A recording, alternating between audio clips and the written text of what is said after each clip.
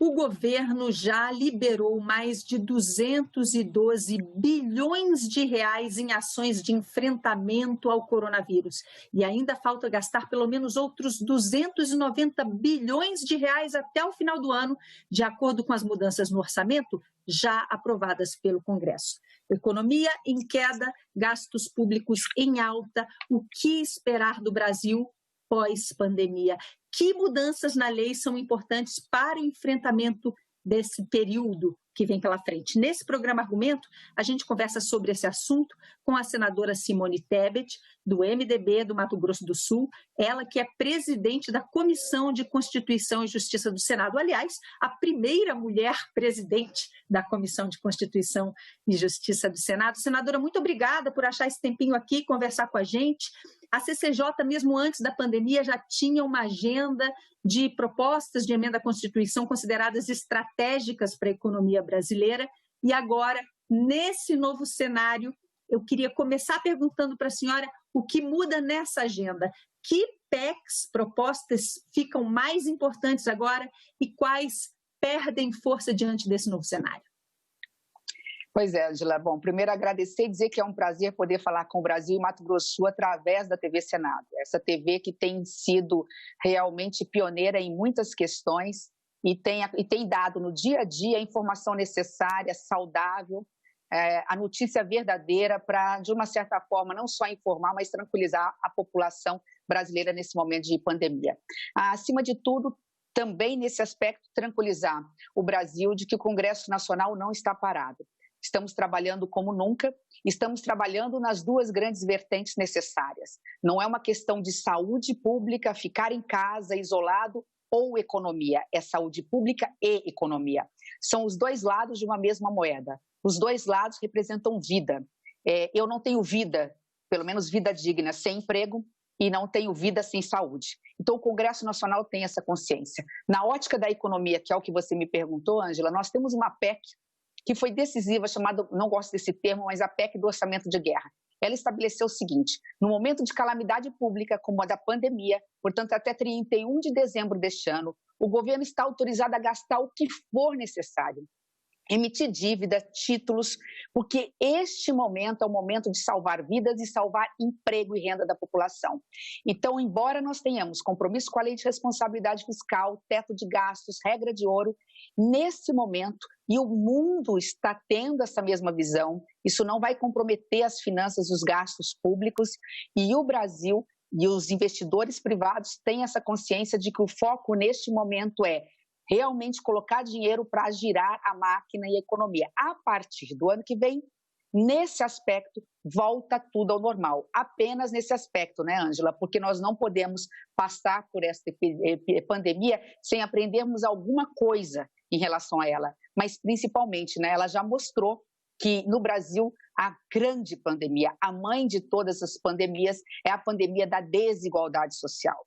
Ela descortinou, escancarou para nós brasileiros que o número de miseráveis, o número de invisíveis eram muito maior e, portanto, o próximo passo, Ângela, que é o que você me perguntou, vai ser uma remodelagem do Estado brasileiro.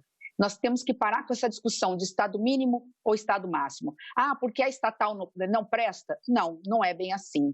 Mas é também um Estado muito grande, um Estado que é um paquiderme, que atrasa projetos como saneamento básico no Brasil também, não pode continuar persistindo. Então, nós vamos ter que nos reinventar, nós vamos ter que reaprender mas principalmente nós temos que entregar para a sociedade a partir do ano que vem projetos relacionados não ao Estado mínimo ou Estado máximo, mas o Estado necessário para entregar serviços públicos de qualidade para a população brasileira. E essas pautas do Projeto Mais Brasil, por exemplo, PEC emergencial, que permitia a redução de jornada com a proporcional redução de salários dos servidores em situações de crise profunda. O Pacto Federativo, a senhora fala, vamos ter que repensar tudo. Esses projetos também vão ter que ser repensados desde o início ou eles são um bom início, um bom pontapé inicial? Com certeza, Ângela, nós vamos ter que repensar tudo. Eu estive com o ministro Guedes há pouco tempo, estive em Brasília há pouco tempo, conversando com a equipe econômica do Ministério da Economia. Não poderia ser diferente, porque eu presido a Comissão de Constituição e Justiça do Senado, onde estão os 3 grandes projetos do governo federal. Dali saiu claramente de que, a partir de agora, tem alguns projetos do governo federal, como a reforma administrativa, a própria PEC emergencial e do Pacto Federativo, neste momento, são recessivos. Nesse momento, aprovar geraria, muitas vezes, menor renda, menor circulação de dinheiro na economia, portanto, mais desemprego. Então, esses projetos vão temporariamente para as prateleiras ou para as gavetas do Congresso Nacional e vêm outros, ou mesmo aproveitando esses repaginados, mais focados na questão de garantir emprego e renda para a população. Dentre esses, eu falaria rapidamente, reforma tributária, mas uma reforma tributária não para aumentar imposto para a população brasileira, mas para simplificar, para unificar impostos e fazer com que aquele que ganha pouco pague menos e aquele que ganha mais pague mais. No mesmo sentido da lei Robin Hood mesmo. Esse é o objetivo, né? No sentido positivo, obviamente, desta lei. Então, projetos como a reforma tributária, projetos que introduzam mais a iniciativa privada para dentro de certos tipos de atividades do poder público, para fazer com que também a iniciativa privada possa colocar capital privado, seja estrangeiro, seja capital nacional. E são projetos que, segundo a equipe econômica, vão começar a tramitar mais rapidamente no Congresso Nacional. E o Congresso Nacional é por si só reformista, por si só tem sido pioneiro, como foi o caso do auxílio emergencial dos R$600, quando nós conseguimos construir esse auxílio fundamental. E, a partir daí, o próprio governo federal, Ângela, entendeu que o Bolsa Família, como muitos achavam que gastava muito, né, é um dos menores gastos tributários do Brasil, que tem maior apelo nesse momento, porque ele faz a máquina da economia girar. Se não fossem os R$600 hoje na mão das famílias brasileiras, nós estaríamos com uma onda de desemprego, talvez o dobro dela, comércios quebrando porque não teria circulação de moeda. Então, nesse aspecto também está vindo por parte do Congresso, do governo federal, um programa de renda mínima, que poderá ter um outro nome, Renda Brasil, eu não sei qual será o nome a ser dado, mas que nós teremos também que discutir. Sempre, obviamente, tendo responsabilidade com os gastos públicos, para não voltarmos no passado, onde o Brasil não tinha credibilidade para atrair investimentos internacionais e investimentos estrangeiros. Senadora, a senhora falou de reforma tributária, eu vou fazer minha última perguntinha, porque nosso programa vai se aproximando do fim. O ministro Paulo Guedes, com quem a senhora se reuniu, vem falando, pelo menos por meio da imprensa, de uma possibilidade de uma volta da CPMF em compensação para essa desoneração da folha que o Congresso queria que seguisse ocorrendo para 17 setores, pelo menos até o final de 2021, que o presidente Bolsonaro vetou. Queria a sua avaliação, dentro desse espírito de reforma tributária que a senhora aponta como necessário. Esse é um caminho a ser traçado? Pois é, Ângela, é isso que eu acho que falta por parte do governo federal e eu que tenho procurado ajudar dentro do possível. Eu acho que falta essa comunicação, né? Dialogar mesmo e explicar. Eu estive com o ministro Guedes, ele que puxou o assunto, disse o seguinte: é preciso continuar com a desoneração da folha. Chegou a dizer mais, é preciso às vezes até ampliar o leque de setores que hoje não são beneficiados. Hoje nós temos 17 setores beneficiados e poderíamos ampliar até com prazo maior, não é prorrogar por mais 1 ou 2 anos, não, a médio prazo.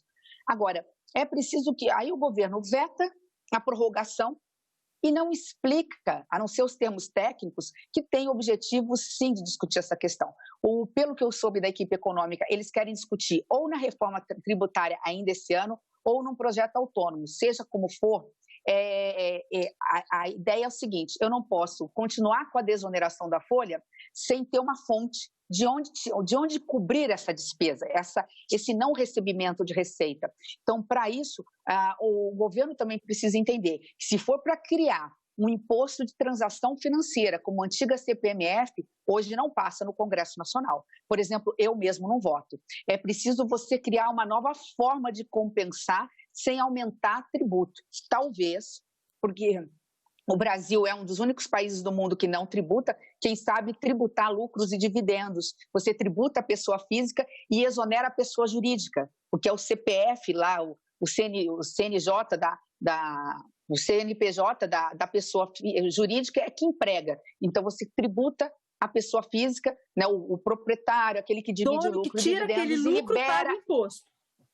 e libera a empresa que, né, no CNPJ dele, ele fica, obviamente, com condições aí de gerar mais emprego. Então, isso ele pode fazer, mas repito, o que está faltando por parte do governo federal é essa comunicação. Do contrário, se esse veto for pautado no Congresso Nacional semana que vem, daqui a um mês, eu não sei, quando isso é uma determinação à pauta do nosso presidente Davi Alcolumbre, obviamente, dificilmente esse veto permanece. Provavelmente o Congresso Nacional derruba o veto se o presidente da República e o ministro Guedes não vier dialogar e explicar que eles também são a favor da desoneração da folha e qual vai ser o caminho a ser apresentado como alternativa.